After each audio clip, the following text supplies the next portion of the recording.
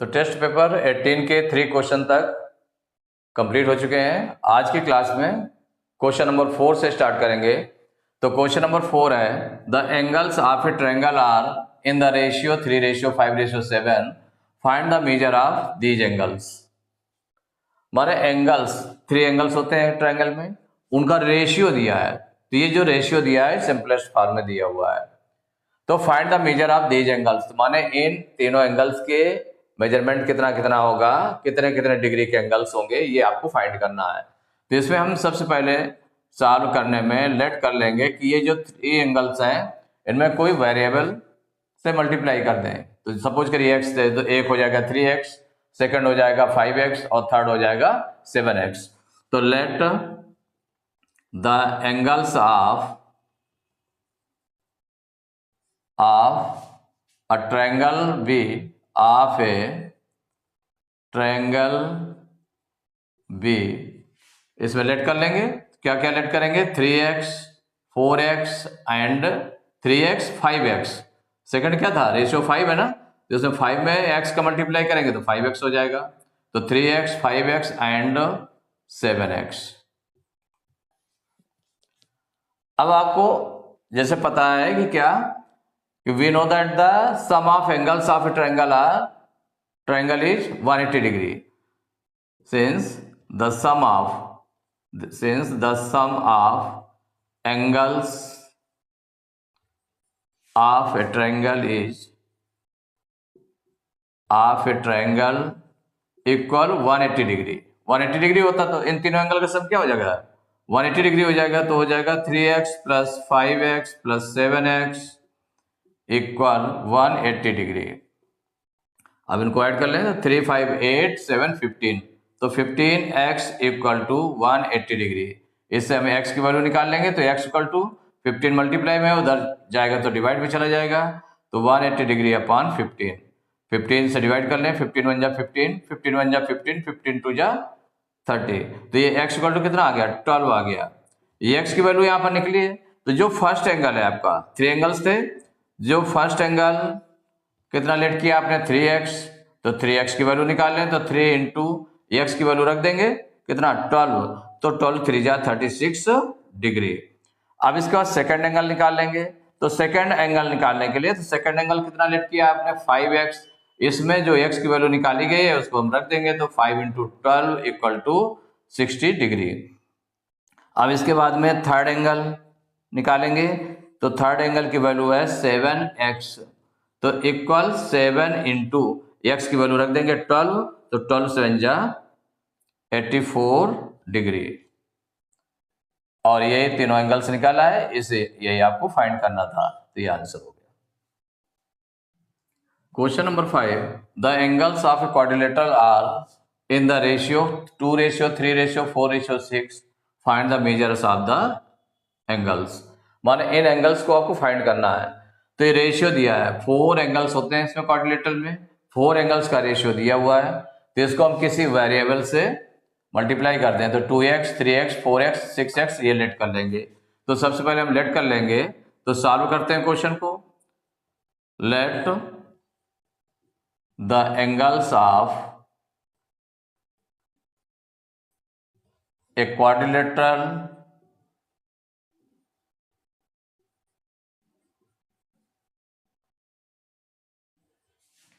B, इसमें किससे? x से मल्टीप्लाई कर लेंगे, तो 2x, 3x, 4x, 6x ये आपने लेट कर लिया। Let the angles of a quadrilateral be 2x 3x 4x and 6x, ये लेट कर लिया। और as you know that the sum of angles of a quadrilateral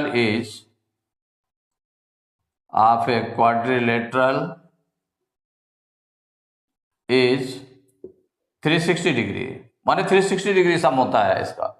तो सब एंगल्स को यानी 4 एंगल्स को इनको प्लस करें, 2x plus 3x plus 4x plus 6x equal 360 degree, माने इनका सम 360 डिग्री होता है।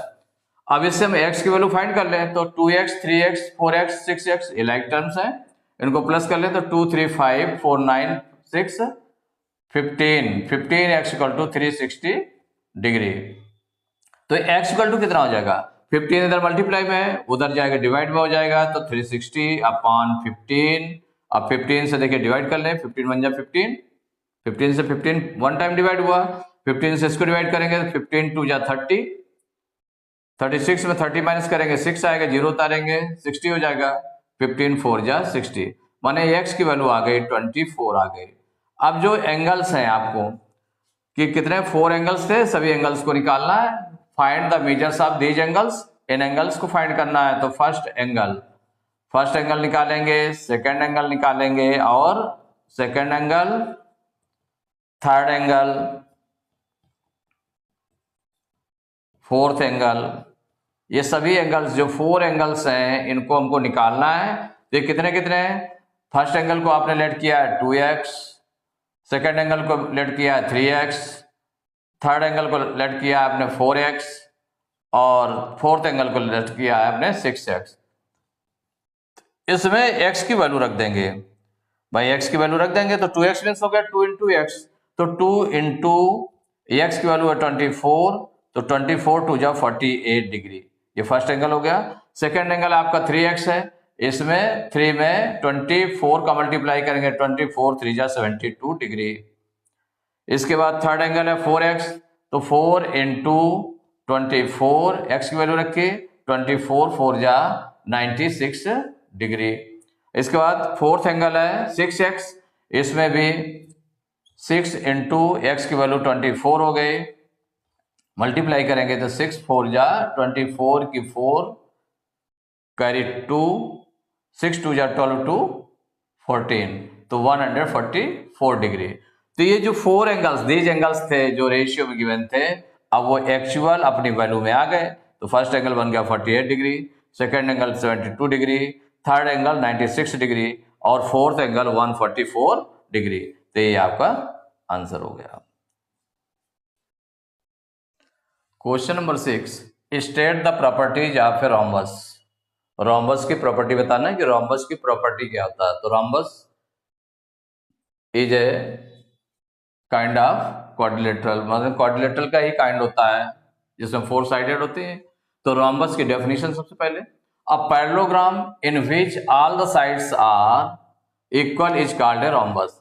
अगर कोई पैरेललोग्राम है उसकी सभी साइड्स इक्वल हो जाए, पैरेललोग्राम की क्या होती है, अपोजिट साइड्स इक्वल होती है, लेकिन इसमें अगर सभी साइड्स इक्वल हो जाए तो वो एक क्या बन गया आपका, रोम्बस हो गया। तो रोम्बस की डेफिनेशन क्या हो गई, a parallelogram in which all the sides are equal is called a rhombus. अब इसके properties of a rhombus, rhombus की प्रॉपर्टी क्या होंगी। तो जो पैरेललोग्राम की प्रॉपर्टी होती है, तो एक प्रॉपर्टी क्या होती है, the opposite sides of a parallelogram are equal, the opposite angles of a parallelogram are equal, the opposite sides of a parallelogram are parallel, उसकी पैरेलल होती हैं, और the diagonals of a parallelogram bisect each other, माने एक दूसरे को mid में काटते हैं, माने इक्वल डिस्टेंस पर काट देते हैं। तो यहां पर देखें प्रॉपर्टीज ऑफ रोम्बस में पहले होगी the opposite sides of a rhombus are parallel, माने opposite sides of a rhombus are parallel. तो जो पैरेललोग्राम की प्रॉपर्टी थी सेम वही प्रॉपर्टी है, the opposite sides of a rhombus are parallel. Opposite sides क्या होते हैं, of a rhombus are parallel, माने पैरेलल होते हैं एक दूसरे के। कि सपोज करिए रोम्बस बना हुआ है, जैसे उसकी सभी साइड्स इक्वल होती हैं जो कि पैरेललोग्राम की, तो ये रोम्बस बना हुआ है, तो रोम्बस बना है ए बी सी डी, इस तरह से बना हुआ है। तो इसकी जो अपोजिट साइड्स हैं, अपोजिट साइड्स माने जो ए बी है इसके अपोजिट साइड कौन सी है, ये है। तो ये जो अपोजिट साइड्स हैं ये आपकी पैरेलल है, ये इसके पैरेलल हो गई, और ये साइड जो है इसके पैरेलल हो गई, इसके अपोजिट ये साइड है तो ये इसके पैरेलल हो गई। एक प्रॉपर्टी ये हो गई। दूसरी प्रॉपर्टी क्या है, all sides of a rhombus are equal, rhombus की सभी साइड्स इक्वल होती हैं। क्या होती है, सभी साइड्स इक्वल होती हैं, जितनी ए बी होगी उतनी ही बी सी होगी, उतनी ही सी डी होगी और उतनी ही डी ए होगी। माने सभी साइड्स इक्वल होती हैं, A B equal to B C equal to C D equal to D ए।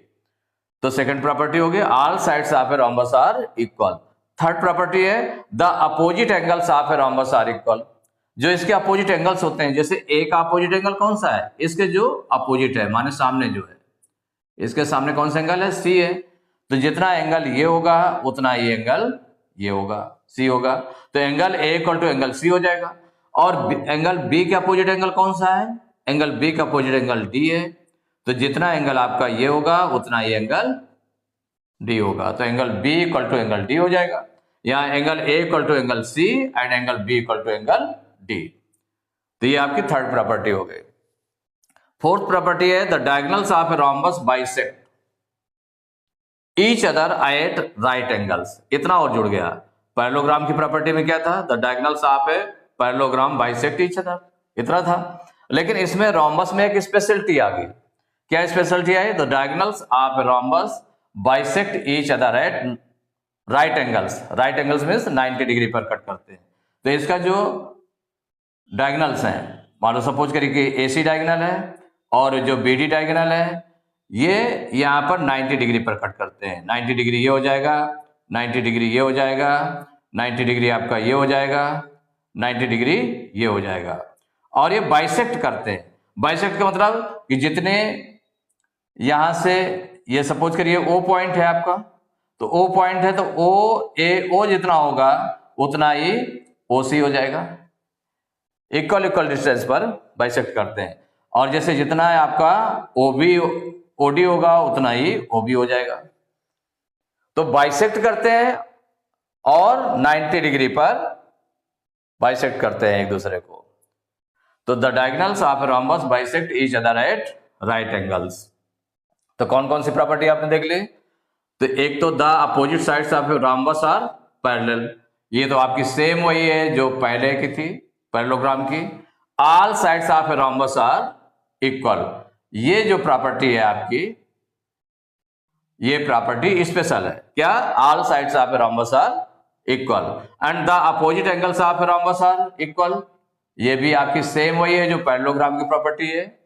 फिर है फोर्थ है the diagonals of a rhombus bisect each other at right angles, ये भी आपकी स्पेशल प्रॉपर्टी है। ये टू प्रॉपर्टीज स्पेशल है, all sides of a rhombus are equal and the diagonals of a rhombus bisect each other at right angles, ये special property हो गई। और ये टू प्रॉपर्टी पैरेललोग्राम से मिलती हुई है। The opposite sides of a rhombus are parallel and the opposite angles of a rhombus are equal. Question number 7, define a trapezium and a kite. तो फर्स्ट है अ ट्रेपीजियम, इसकी definition बतानी है। तो a quadrilateral having one and only one pair of parallel sides is called a trapezium. अगर quadrilateral का केवल एक पेयर अपोजिट साइड्स का केवल एक पेयर क्या होता है, पैरेलल होता है। कि केवल एक पेयर पैरेलल होता है तो उसको हम ट्रेपीजियम कहते हैं। तो सपोज करिए कि कोई भी ट्रेपीजियम है, तो इसमें ये एक पेयर ये पैरेलल है, ये आपका पैरेलल है, ये पेयर और ये पेयर, माने ये जैसे कि ए बी सी डी है आपका, तो यहां पर पैरेलल में कौन कौन सा है, A B parallel to D C है। क्या है, A B parallel to D C, केवल एक pair, only one pair, one and only one pair is parallel. ये पैरेलल नहीं है, माने ए डी और C B B C parallel नहीं है, तो इसको हम बोलेंगे ट्रेपीजियम। क्या कहेंगे, ट्रेपीजियम। तो a quadrilateral having one and only one pair of parallel sides is called a trapezium. तो इसको हम ट्रेपीजियम कहते हैं। अगर सपोज करिए कि जो नॉन पैरेलल साइड्स हैं, ये नॉन पैरेलल साइड्स हैं, अगर नॉन पैरेलल साइड्स इक्वल हो जाए, सपोज करिए कि ए डी और बी सी इक्वल हो जाते हैं, A D equal to B C, अगर नॉन पैरेलल साइड्स इक्वल हो जाते हैं तो उसको हम बोल देते हैं आइसोसेल्स ट्रेपीजियम। आइसोसेल्स ट्रेपीजियम, कि उसका इसका मतलब जो नॉन पैरेलल साइड्स हैं वो इक्वल है। वन पेयर तो उसका पैरेलल होगा, लेकिन जो नॉन पैरेलल साइड्स है अगर वो इक्वल हो जाते हैं तो उसको हम आइसोसेल्स ट्रेपीजियम बोलने लगते हैं। तो ट्रेपीजियम क्या हुआ आपका, अ quadrilateral having one and only one pair of parallel sides is called a trapezium. अब देखिए सेकंड पार्ट है अ काइट। काइट क्या है? तो a quadrilateral which has two pairs of equal adjacent sides but unequal opposite sides is called a kite. Kite में क्या होता है कि कोई क्वाड्रिलेटरल है, माने 4 साइड का है, which has two pairs of equal adjacent sides, माने 2 पेयर्स होते हैं इक्वल एडजेसेंट साइड्स, जैसे कि 1 पेयर ये हो गया, इस तरह से आपको बना हुआ है। इसको हमने ले लिया ए बी सी डी, ऐसे है।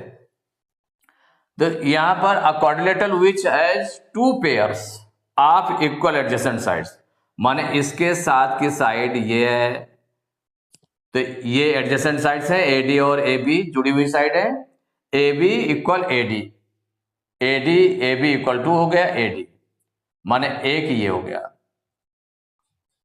एक पेयर ये हो गया। तो quadrilateral which has 2 pairs of equal adjacent sides, एक एडजेसेंट साइड से ये हो गया जो इक्वल है, और दूसरा पेयर हम देख लें कि ये इक्वल इसके है, माने BC equal to DC, BC equal to है DC। ये 2 पेयर्स हो गया, सेकंड पेयर हो गया, ये फर्स्ट पेयर हो गया, सेकंड पेयर हो गया कि एक एडजेसेंट साइड्स का ये पेयर और एक एडजेसेंट साइड्स का ये पेयर, 2 पेयर्स, माने quadrilateral which has 2 pairs of equal adjacent sides but unequal opposite sides. लेकिन इनकी अपोजिट साइड देख लें, एडी के अपोजिट साइड कौन सी? BC, ये अनइक्वल है, और AB के अपोजिट साइड्स कौन है? DC है, ये भी अनइक्वल है। तो but unequal opposite sides is called a kite. Test paper 18 के क्वेश्चन नंबर 7 तक कंप्लीट करा चुके हैं। नेक्स्ट क्लास में क्वेश्चन नंबर 8 से स्टार्ट करेंगे।